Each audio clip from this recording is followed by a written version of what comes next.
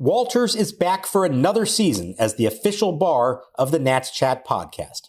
Walters is the best spot to go before and after home games, located at the southeast corner of Capitol and N Streets, right across the street from the ballpark.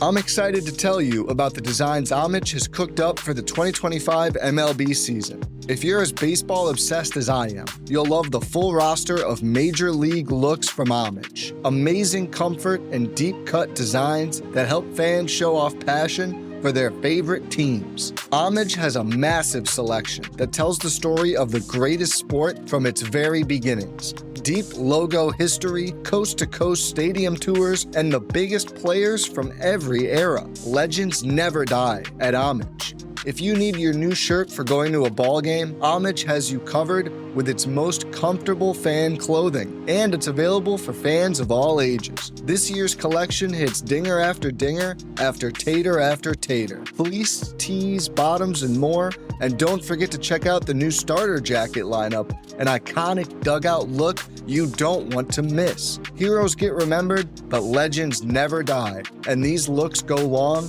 period. Check out the Homage MLB collection to find your team's coolest gear.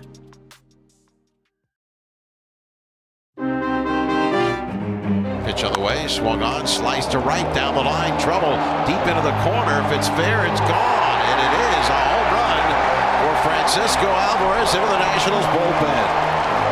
Just inside the foul pole and into that corner over the 335-foot marker. Francisco Alvarez, we're wondering about what the power would be like when you're coming off that hamate bone injury. Has his first home run of the year. For Alvarez, his first 2 runs batted in. And the Mets are on the board first in Game 2 of the series. It's New York 2 and Washington nothing. And welcome to Nats Chat along with MASNsports.com Nationals insider Mark Zuckerman. I'm Al Galdi, host of the Al Galdi podcast. The Nats are in the midst of quite the battle with the Major League leading New York Mets in this ongoing 4-game series at Nationals Park. The Nats on Friday evening had the dramatic 5-4 walk-off win, but the Nats on Saturday got shut out. A 2-0 loss in a game for which the start was delayed for 25 minutes due to rain, and a game that then featured a rain delay of 46 minutes in the first inning. The Nats in MLB's 2025 regular season now 12-15. The Mets for this regular season now in MLB best 19-8. You could find us on X at Nats_chat. You could find us on Blue Sky at Nats Chat Podcast. You can email the show natschatpodcast@gmail.com. And we have a website that we invite you to check out, natschatpodcast.com, at which you can purchase a Nats Chat Podcast t-shirt. So we've talked about this. The Mets have had superb pitching so far here. The Mets for the regular season now are number 1 in the majors in team ERA, 2.36. The Nats offensively so far in this series, mixed results. Game 1 of the series, quite good offensively. Game 2, not so much. A 2-0 loss. The Nats had no runs, a mere 7 hits, just 2 walks, 0 for 2 with runners in scoring position. All 7 of the Nats hits were singles. The Mets starting pitcher was Clay Holmes. He tossed 5 scoreless innings. And the shame mark was that a very well-pitched game by the Nats, especially by the bullpen, went to waste. Yeah, what I was going to say, Al, is there's no shame in being shut out by the Mets with this pitching staff as just outlined. Those are insane numbers that they've got here now, almost a full month into the season. The shame is that you got shut out by them on a night when your own pitching staff was really 1 pitch away from tossing a shutout themselves. And it's not like Davey was throwing out his A staff in this game. You've got Brad Lord, your number 5 starter, essentially. You've got the B bullpen. You finally got zeros out of Eduardo Salazar and Lucas Sims before Cole Henry and Jackson Rutledge finish it out. That's the shame. You get that kind of pitching performance, you want to take advantage of it, and they just couldn't because they had nothing going at the plate against, admittedly, an excellent New York pitching staff. 5 Mets relievers in this game. They combined for 4 scoreless innings with 8 strikeouts. And the Nats just never really got anything truly going offensively. Had base runners. I mean, it's not like, you didn't have any Nats base runners in this game. Like I said, 7 hits and 2 walks, but nobody really did much of anything. Every hit was a single. You had 2 Nats who each had 2 hits in this game. Dylan Cruz was one of them, and this is good. Dylan Cruz is coming on here. Been nice to see this. He is the Nats starting right fielder and number 7 batter, 2 for 4 with 2 singles. Luis Garcia Jr., another guy who has needed to come on, had a good game 1 of this series. Hopefully, he's coming out of his rut. He had 2 hits on Saturday. He is the Nats starting second baseman and number 5 batter, went 2 for 4 with 2 singles. But otherwise, one of the more nondescript offensive showings by the Nats so far this season. They only had 2 plate appearances with runners in scoring position, and they both came in the bottom of the 7th, and it came from their number 8 and number 9 hitters. So that tells you what you need to know there. And especially in the first half of the game against Holmes, it is ground ball after ground ball after ground ball. 11 of the 15 outs that he recorded were on the ground. Now, that's his MO. He is a sinker baller, change-up guy. He's trying to get the ball down in the zone. He's trying to get you to beat it into the ground, and he got them to do exactly that. So I want to give him some credit here. I don't want to completely blame the Nats lineup for not being able to hit the ball in the air, which you plead for them so much. But boy, it was just frustrating to watch this because it felt like they were on the verge of breaking out at any point. It wasn't going to take that much to do something if one guy can just hit the ball in the air with some authority, especially a left-handed hitter, because once the rain cleared out, you had a strong wind blowing out to right field, and it felt like if one of those lefties could just elevate a ball in the air, there'd be a chance, and it just never happened.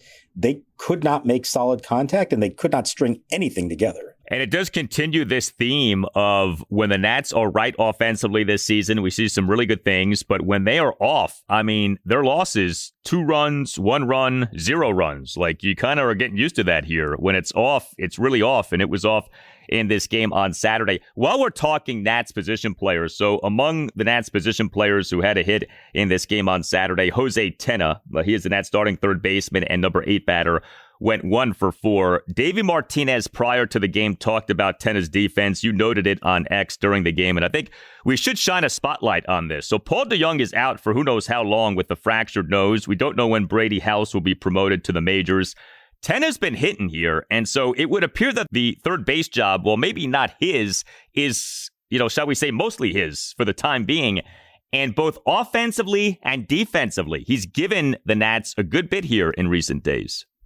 Well, and I think that's the key there. The offense is nice to get, of course, and he's had a couple of 3-hit games here recently, but it's really about the defense because we saw last year in a limited time, but after he was brought in from the trade with Cleveland, he played third base and it was ugly. He did not look comfortable there at all. I think it was 9 errors in a very limited amount of time. And you thought to yourself, well, can he actually play this position or not? And they kept saying, you know what, he's been a middle infielder his whole life. He's really having to learn third base on the fly. Give him an off season, give him a full spring to work on it. Let's see how he does. All credit to him. He has looked not just good, but really smooth out there on the routine plays. And he made a couple of non-routine plays here in this series, including one in this game that initially the batters called safe, and one of 3 times that Davey Martinez challenges a call in this game and gets it overturned. Nice job by the umpires. But that turned that into a fantastic play by Tena. So if he can keep that up and then just provide something offensively, that's a nice, at least, bridge until Brady House is ready, or if and when we do see Paul DeJong again. They need something out of third base because it's been a black hole for them for quite some time now. He can produce a little bit for you offensively, but if he's making the plays defensively, that changes the dynamic to me. And so I want to give Jose Tena a lot of credit. As bad as he looked last August and September, he worked at it, and he has been a very different player. He looks like a smooth, natural third baseman so far this year. And stepping in for a guy in DeJong who had been outstanding defensively at third base so far this season. The Nats, for the most part, have not missed a beat with both DeJong out at third base and also C.J. Abrams during his time out at shortstop.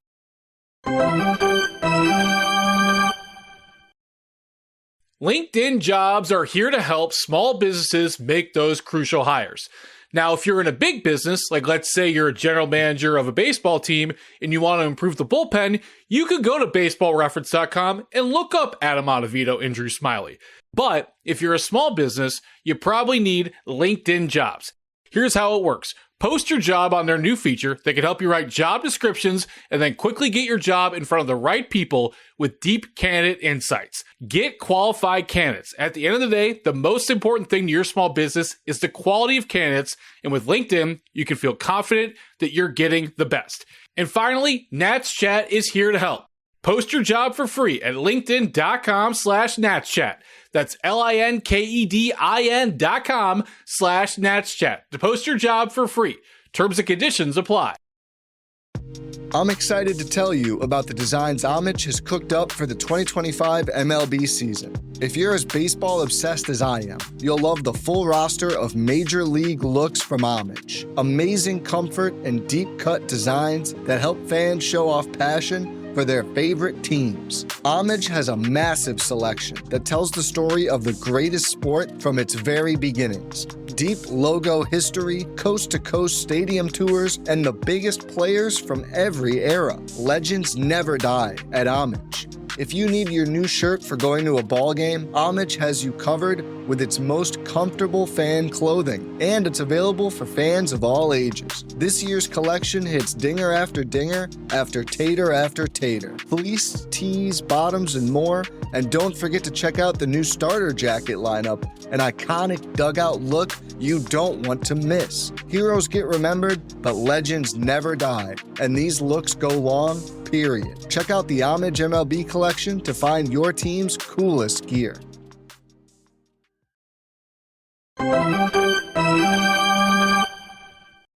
Lord delivers, swinging a ground ball left side, sliding stop, Tena to his left, pops up, throws to first, and gets his man. C.J. Abrams will give him a high five.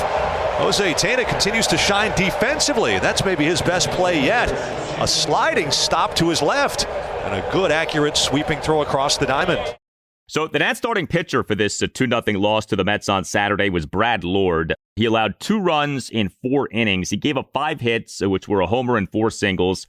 Issued no walks, recorded 3 strikeouts, threw a lot of strikes, 80 pitches, 54 strikes, just 26 balls, and he did this despite there being that 46-minute rain delay in the first inning. I always feel like it's really hard to evaluate starting pitchers' outings in games that are disrupted by rain, and if the guy comes back after the delay, I almost feel like you have to grade on a curve, so I really don't penalize Lord for only lasting for the 4 innings, although he may have only lasted for 4 innings anyway. That's kind of been the way that he has been treated.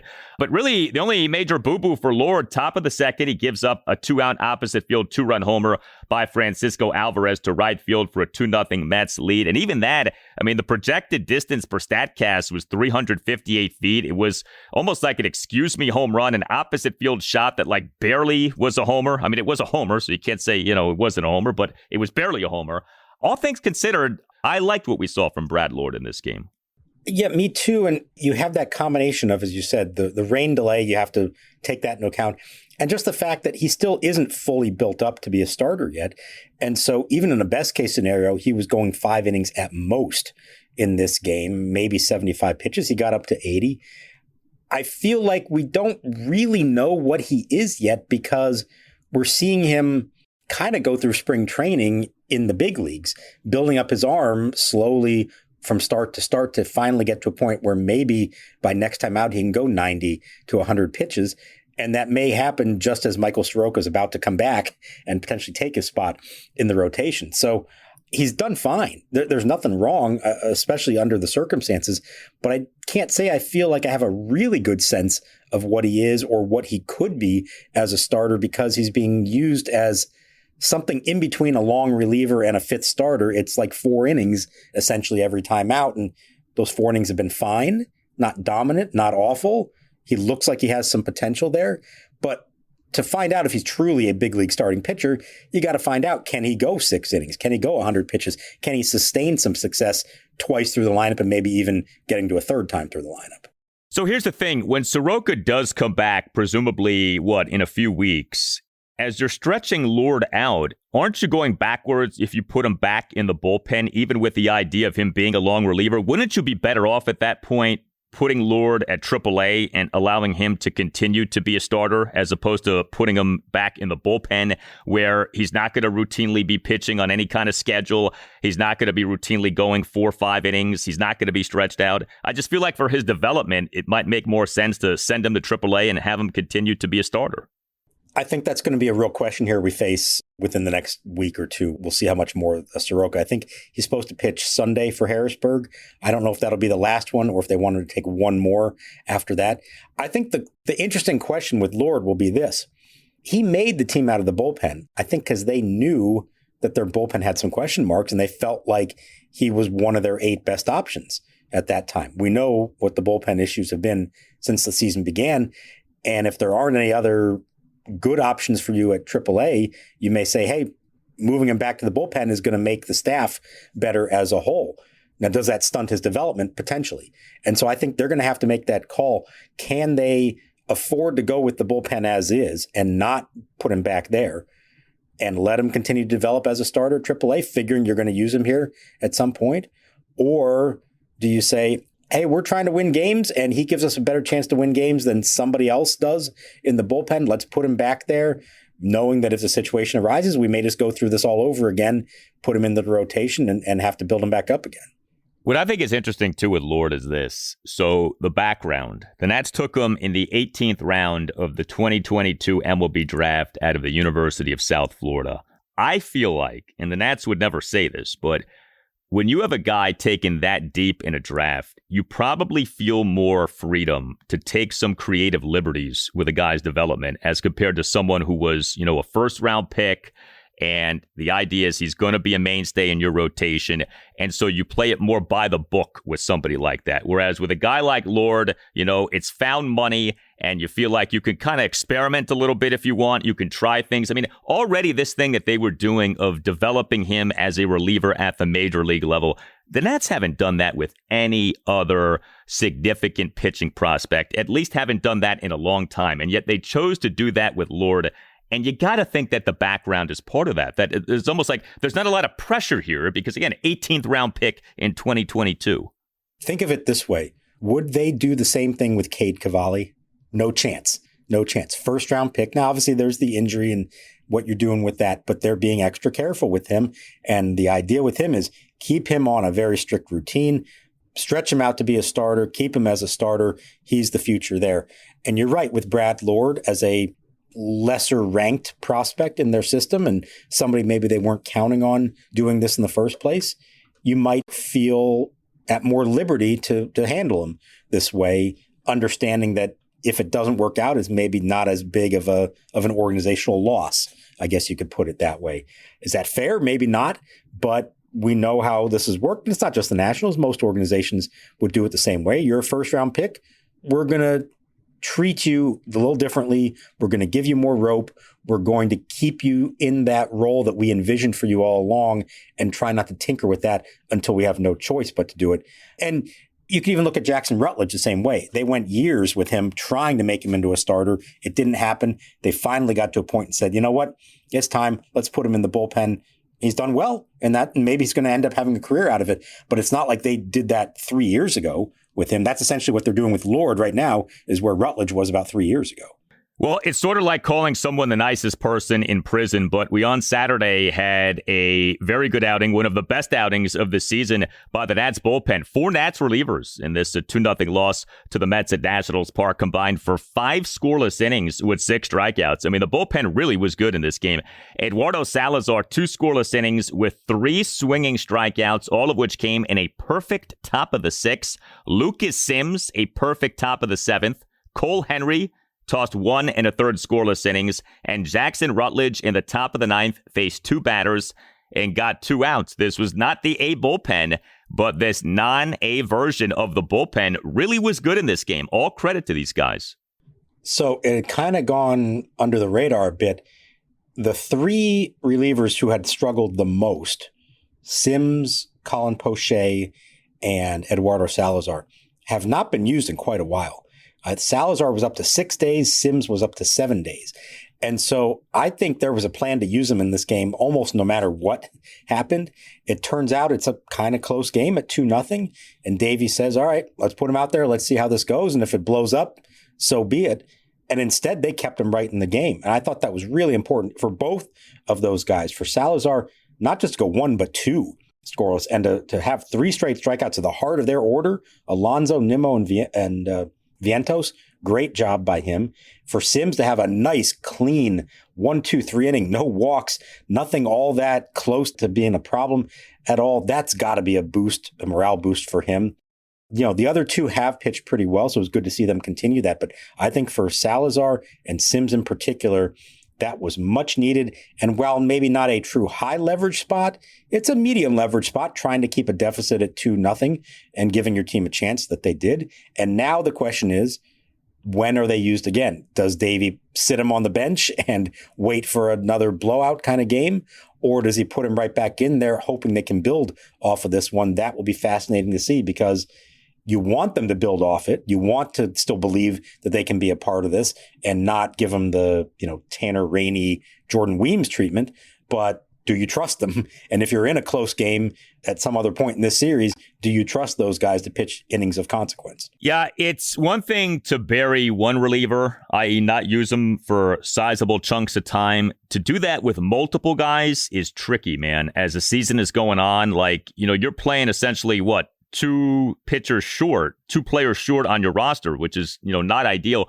A big part of this, too, is the lack of off days here. The Nats' next scheduled off day is not until May 8th, and then their next scheduled off day after that is not until May 19th. We're in a portion of the schedule in which there are not many off days. I mean, lately there have not been many. There aren't many coming up.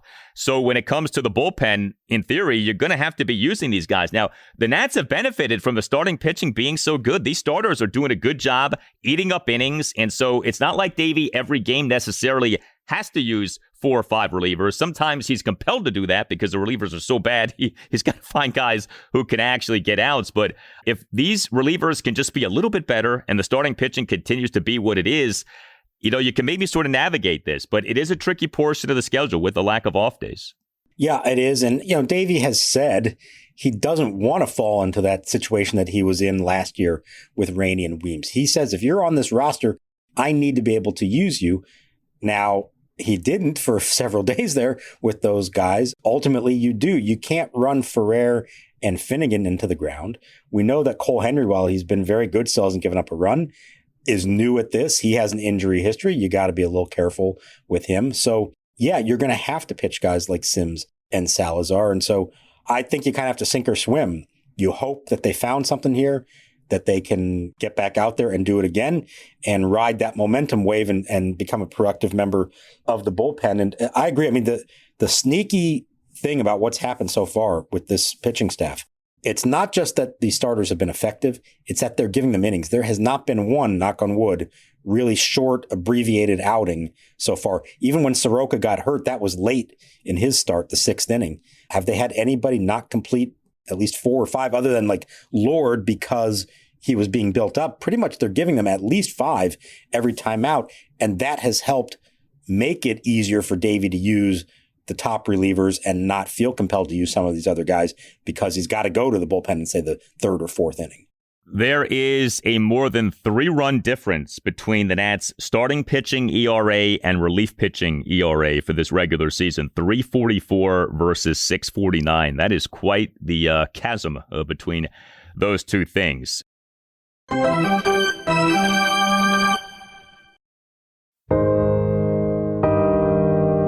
Hey Nats fans, after the exciting Nats game, have a listen to some relaxing solo piano music to unwind and help you go to sleep. I'm Tim Newmark, the composer of the Nats Chat theme song, and you can find my latest music on Spotify, Apple Music, Pandora, and anywhere you stream music. The song you're hearing now is called Improv in A-flat major, The End of the Road. Take me out to the ball game. What are you doing? Did you know DirecTV has the most MLB games? So, you're singing? Yeah, they put your favorite teams front and center right when you turn it on. Buy me some cold cuts and flapjacks. Those aren't even the words. I'm allergic to peanuts. Stream DirecTV, home of the most MLB games. Visit directtv.com. Claim based on total games offered on sports networks. Availability varies by zip code and package. New customers. Service renews monthly unless you cancel. Choice package required. Restrictions apply. Now's the time for a great deal on a new Honda. It's time to drive smarter with high-tech features and excellent reliability. Check out the Honda Civic, Accord, or HR-V. For a limited time, well-qualified buyers can get a 4.99% APR on a 2025 Civic or a 3.99% APR on a 2025 Accord or HR-V.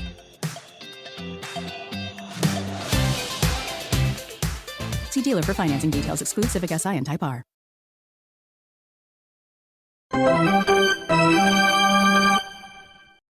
Again, Juan Soto guarding the line and playing behind Ruiz.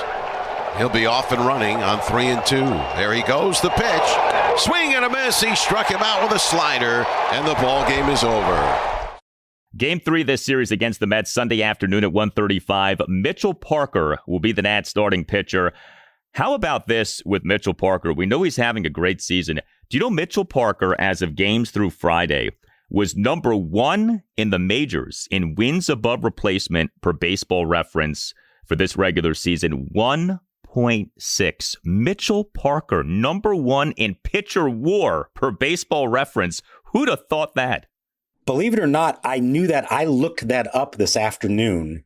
I don't even know what made me think to do that, but I did and came to the same kind of conclusion. So for all of you out there listening, we didn't plan this. Al just brought that up. I did not know he was going to mention it. This is 100% true. Mitchell Parker is your major league leader in WAR by pitchers. I think he's like 5th among all players of any position in WAR. That is a remarkable thing. Do I expect that to continue? Probably not. But just the fact that he has given them quality and length every single time he has pitched so far has been fantastic. And he's faced some good lineups too. This has not just been him facing, the Rockies and the Marlins. I mean, he's done a nice job against some good opponents. He's going to have his hands full with the Mets, but it's fast becoming a shot of confidence when you see Mitchell Parker take the mound, because you're going to get at least 6 innings, and he's done such a great job of keeping the opposition off the board. Yeah, pitcher WAR, especially the Baseball Reference version, is based on basically 2 things: run prevention and volume, right? So how many runs did you allow? How many innings did you pitch? Parker is excelling in both departments. He's not allowing many runs, and he is working innings. He is giving the Nats length. It has been such a pleasure to watch. Going to be so interesting to see what he does in this game against the mighty Mets on Sunday afternoon. By the way, speaking of the mighty Mets, Juan Soto is in fact playing in this series. Hasn't done much. Had the misplay on the Dylan Cruz triple in the 2-run ninth on Friday evening. Soto on Saturday, 0 for 4 with a strikeout. His on-base percentage for this regular season is good, 356, but the slugging is at 378. He's not hitting for much power, and this may shock some people listening, and I say that sarcastically. There has been criticism of him in New York for, so far, not playing like the superstar he's being paid to be. Now, long-term, I think Soto's going to be just fine, and like I said, he is getting on base, but he's not hitting for much power, and as we've watched this series, he so far really has not been that much of a factor. And he got himself in a little trouble when he said that, doesn't have the same lineup protection as he did a year ago with Aaron Judge. Like, oh, sorry, Pete Alonso isn't good enough for you out there. Yeah. Look, the Mets have the best record in the majors, so I find it hard to believe that they could be complaining about anything right now. But if anyone could find something to complain about right now, it would be a New York Met fan or New York media. And, I was interested. I wasn't here Friday night, but to see what's the crowd reaction to him now. He's come back every year since the trade. He's now on his 3rd different team since then. He's always gotten a big ovation from the DC crowd. I was wondering, would that change at all now that he's a Met, now that he chose to sign that contract with the division rival?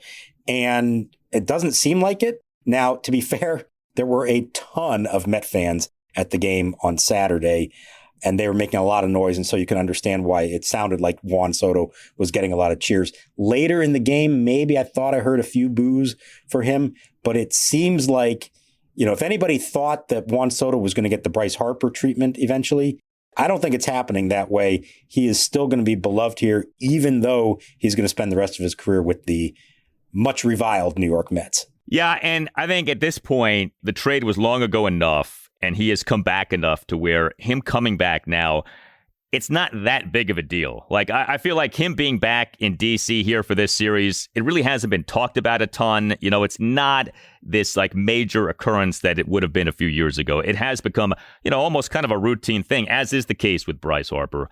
And, you know, it's funny, the protection thing comes up. I mean, to whatever degree protection exists, Pete Alonso is having a monster season. So, like, if you're going to be protected, like, Alonso is the perfect guy to provide protection with the kind of season that he's having. Hit us up on X at Nats_chat. Find us on Blue Sky at Nats Chat Podcast. If you would like to sponsor the show, we'd love to have you on board. Email Tim Shovers, natschatpodcast@gmail.com. All Nationals radio highlights on Nats Chat, courtesy of 106.7 The Fan. Nats Chat is on the radio Sunday morning 9 to 10 on ESPN Richmond, which is 106.1 FM in the Richmond, Virginia area, and Sunday morning 9 to 10 on Priority Sports Radio 94.1 in the Virginia Beach area. For Mark Zuckerman, I'm Al Galdi. We thank you for listening, and we'll talk to you next time on the Nats Chat Podcast. Here's the set. 3-2. Suzuki swung on and deep to left field. Way back. Going. It's gone. Goodbye. Game over. Kurt Suzuki has done it again. Bang. Zoom goes Suzuki. It's one of the wins of the year. And if you walked out of this ballpark when the Mets scored 5 runs at the top of the 9th inning, you blew it!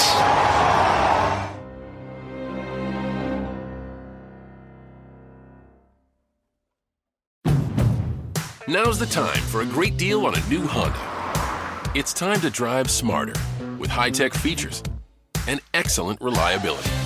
Check out the Honda Civic, Accord, or HR-V.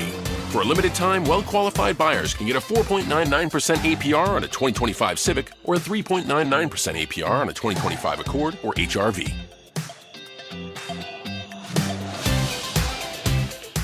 See dealer for financing details. Exclude Civic SI and Type R.